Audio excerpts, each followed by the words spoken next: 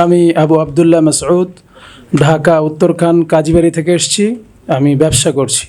আমার প্রশ্ন হচ্ছে, হাফ হাতা গেঞ্জি বা শার্ট পরে সালাত আদায় করা জায়েজ হবে কি? যে সুন্দর একটা প্রশ্ন করেছেন। আমাদের দেশের অধিকাংশ জেনারেল মানুষ বা অধিকাংশ মানুষ মুসলিমরা বা আমাদের বিশেষ করে বাঙালি সমাজে আমরা শার্ট গেঞ্জি এগুলো পরে অভ্যস্ত। পাঞ্জাবি এরা মাদ্রাসার ছাত্ররাই পরে থাকে। আলহামদুলিল্লাহ এখন এগুলো মানুষের মাঝে পাঞ্জাবি পরার প্রচলনটাও বেশি বেশি হচ্ছে। তবে হাফ হাতা এবং শার্ট পরে সালাত আদায় করতে সমস্যা নেই, কেননা রাসূলুল্লাহ সাল্লাল্লাহু আলাইহি সাল্লামের একটা অভ্যাস ছিল।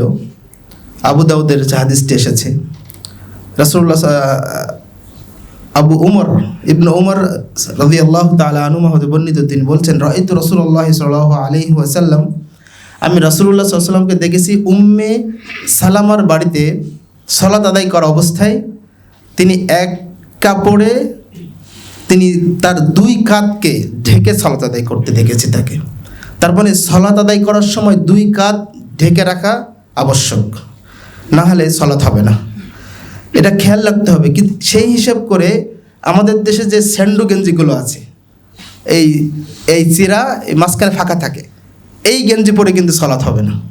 তবে একটা জিনিস খেয়াল রাখা উচিত, আমরা আমাদের সৃষ্টিকর্তা আল্লাহ সুবহানাহু ওয়া তাআলার সামনেই সালাত আদায় দাঁড়াচ্ছি, তাকে খুশি করার জন্য এরা অর্ডার পালন করছে।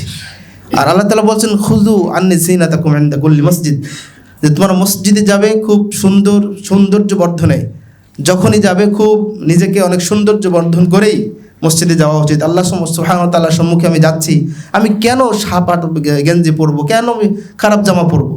আপনি এসপি অফিসে বা ডিসির সাথে সাক্ষাৎ করতে যান, আপনি কোনো বড় মানুষের সাথে সাক্ষাৎ করতে যান, খুব সেট পিটফাট হয়ে যান, তাই না?